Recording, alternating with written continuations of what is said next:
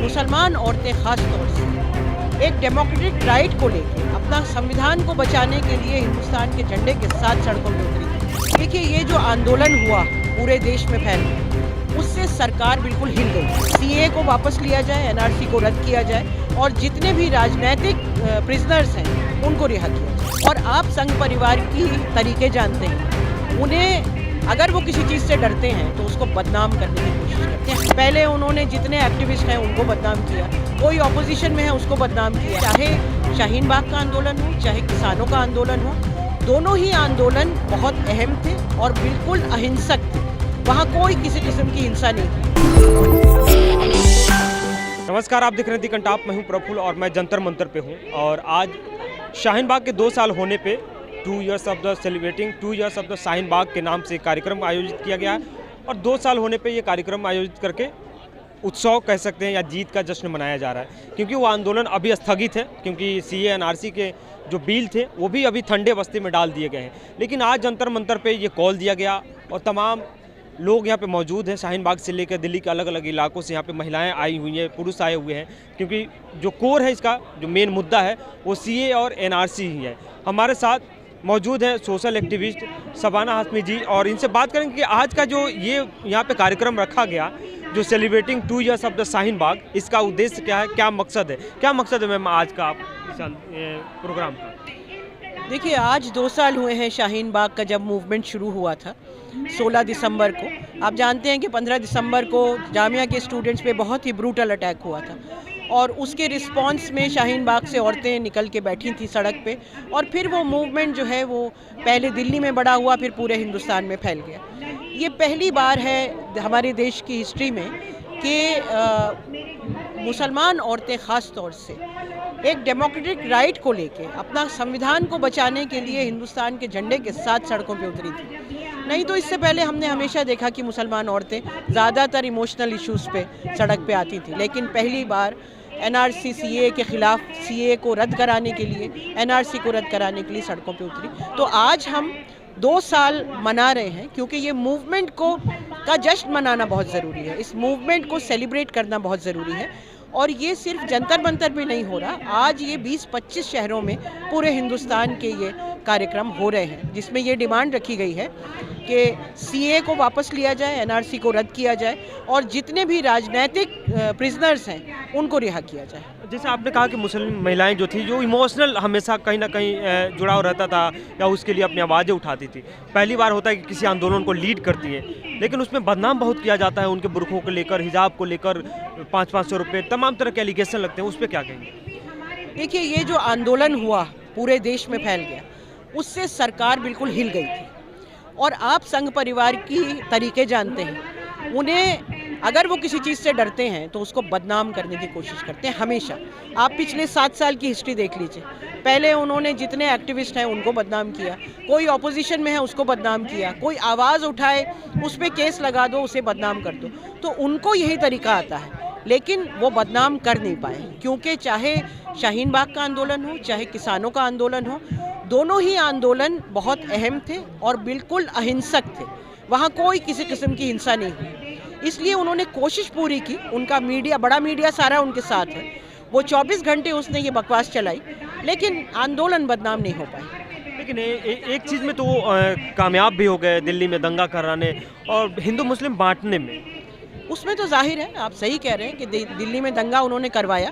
जिस तरह के उन्होंने नफ़रत भरे स्पीचेस दी और उसके बाद जिस तरह से दंगा हुआ, और फिर जो लोग शामिल थे इस पूरे आंदोलन में, उन्हीं के ऊपर केसेस डाल के उन्हें जेलों में डाल दिया।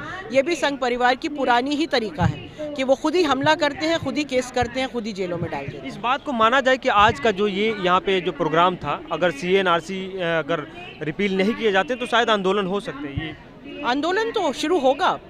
ये डिमांड, इसीलिए मैंने कहा कि ये डिमांड आज पूरे हिंदुस्तान में लोग उतरे हैं सड़कों पे।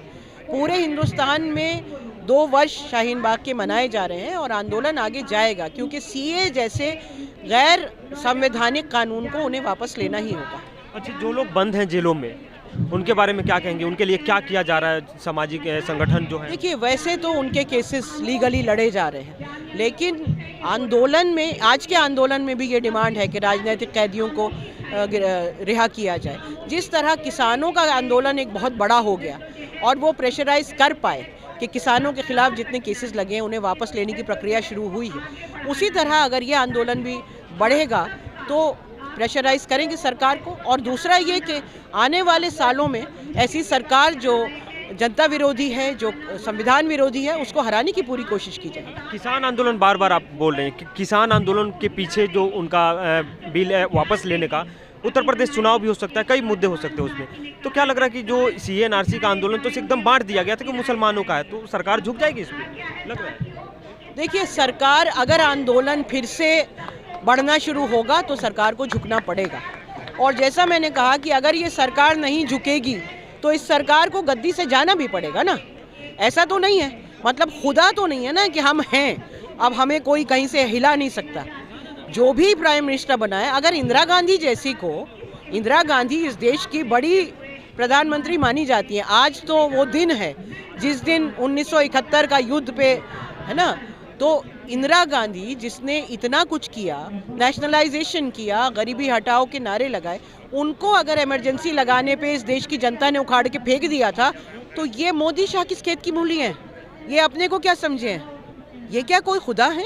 ये भगवान है कि इन्हें कोई हटा नहीं सकता गद्दी से? इनको भी हटाया जाएगा। इंदिरा जवाहरलाल नेहरू किससे भी बढ़ के इनको दिखाया जा रहा है, प्रोजेक्ट किया जा रहा है, ये भी तो एक तथ्य है। नहीं, वो तो देखिए, आप पैसे से कुछ भी करते रहिए, आप तो पैसा डाल रहे हैं ना सारा, उसका सच भी आ रहा है, उसका सच भी लगातार बाहर आ रहा है। आपने काशी में जाके इतना लंबा कल ड्रामा किया, मैं देख रही थी किसी टीवी पे, 4 पंडित, ऐसा नहीं कोई मुसलमान था या कोई ऑर्डिनरी हिंदू था, 4 पंडित, और चारों ने ये कहा कि ये काशी में कॉरिडोर बनाने से क्या महंगाई का मसला ख़त्म हो जाएगा, क्या बेरोज़गारी का ख़त्म हो जाएगा, क्या भूख के ख़त्म हो जाएंगे, क्या ये लोग भूल जाएंगे कि पेंडेमिक में ऑक्सीजन नहीं थी, हॉस्पिटल नहीं थे और गंगा में लाशें बह रही थी? लोग ये भूल जाएंगे सिर्फ इसलिए कि काशी में जाके आपने 5 कपड़े डिज़ाइनर सूट बदल बदल के आपने 3 कैमरास को ले गए? क्या हम लोग सवाल नहीं करेंगे कि गर्भगृह के अंदर कैसे कैमरा चला गया? मंदिर के अंदर कभी कैमरा अलाउड होता है? आप पूजा कर रहे हैं 3-3 कैमरा लगा के, किसको नाटक दिखा रहे हैं? देशवासी इतने बेवकूफ़ नहीं हैं। आपने इसमें कई मुद्दे छेड़ दिया। एक बार में महंगाई की बात की, तो महंगाई में होता है कि लोग का आय बढ़ा है, इनकम बढ़ा है, सैलरी बढ़ाई दी गई है। किसका इनकम बढ़ा? करोड़ों करोड़ों नौकरियां चली गई सर। पेंडेमिक में कई करोड़ों नौकरियां चली गई, लोगों के पास खाने को नहीं है। 45 साल में पहली बार बेरोजगारी की दर इतनी बढ़ी हुई है। गांव में लोगों के पास खाने को नहीं है, लोग भूखे मर रहे हैं, भूखमरी बढ़ी है। हंगर इंडेक्स में आप देखिए हिंदुस्तान फिसल के नीचे आ गया है। आप क्या बात कर रहे हैं? किसकी तनख्वाह बढ़ी है? मोदी जी की बढ़ रही होगी तनख्वाह। अगर मोदी जी की तनख्वाह या उनके पास कोई और धन नहीं आ रहा होता तो वो जो एक सूट पहनते हैं ना, वो लाखों का है। उनसे सवाल पूछना चाहिए कि ये कहाँ से सूट आ रहे हैं। दूसरी बात ये भी कहा, पेंडेमिक में काफ़ी लोगों की मौत हुई ऑक्सीजन की वजह से, लेकिन ये मंत्रालय का बयान आता है कि हमारे पास कोई आंकड़े नहीं है, किसी की मौत नहीं हुई है। उनके पास तो देखिए ना किसानों की मौत का आंकड़ा है, ना कोविड की मौत का आंकड़ा है। मोदी जी पार्लियामेंट में बैठे तब तो कुछ करें ना। 365 दिन में से 300 दिन तो वो विदेश घूम रहे होते हैं। लोगों को, इंटरनेशनल जो लीडर्स हैं उनको हक कर रहे होते हैं। उनको लगता है कि मैं गले लगा लूं सबको तो शायद मेरा बहुत बड़ा नाम हो जाएगा। आज हाल ये हो गए कि नेपाल भी आपको देखने को तैयार नहीं है। नेपाल जैसा छोटा देश भी हिंदुस्तान को आज इज्जत की नज़र से नहीं देख रहा। तो ये क्या पूरे दुनिया में घूमते फिर रहे हैं? इन्होंने पूरी जो इंटरनेशनल हमारी जो एक्सटर्नल पॉलिसी है उसका इन्होंने बिल्कुल रेड़ पीट के रख दी मोदी ने। उनको कुछ नहीं मालूम कि इंटरनेशनल पॉलिसी क्या होती है, डिप्लोमेसी क्या होती है। ये सिर्फ आरएसएस के प्रचारक हैं और इनको सिर्फ वही तरीका आता है और कोई तरीका नहीं आता। लेकिन काफ़ी काम जैसे ये गिनाते रहते हैं कि बॉर्डर पे जैसे इंटरनेशनल काफ़ी एक बार में आपने कई मुद्दों को छू दे रही हैं, फिर मुझे सवाल लेना पड़ जा रहा है क्योंकि चाइना से भी है तो वहाँ पे भी किसी की दखल की बात नहीं हो रही है। चाइना तो अंदर आके बैठा है बेटा। चाइना का तो इंटरनेशनल वेबसाइट ने दिखा दिया कि कितना अंदर घुस गया है और आपके तो मुंह से एक वर्ड भी नहीं निकला कि चाइना घुसपैठ कर रहा है हमारे देश में। आप जाके झूला झूलेंगे चाइना के प्राइम मिनिस्टर के साथ, उससे चाइना की फौजें अंदर नहीं आएंगी ये तो कहीं नहीं लिखा ना। फौजें तो अंदर घुस आई हैं, उन्होंने तो सेटलमेंट भी बना लिए हैं। आप अपना खरीदे हुए मीडिया से पैसा दे दे के अंबानी अडानी का आप दिखाए जाइए कि हम बहुत तरक्की कर रहे हैं, उससे तरक्की नहीं हो जाती। सड़क पे उतरिए तो पता चलेगा क्या तरक्की हुई है। चलते चलते लास्ट फिर CA/NRC पे आ जाते हैं। आज इस आंदोलन का मैसेज क्या देना चाहेंगे? यही मैसेज है कि सीए को फ़ौरन वापस लें, एनआरसी के प्रोसेस को रद्द करें और जितने राजनीतिक जो प्रिजनर्स हैं उनको फ़ौरन रिहा किया जाए।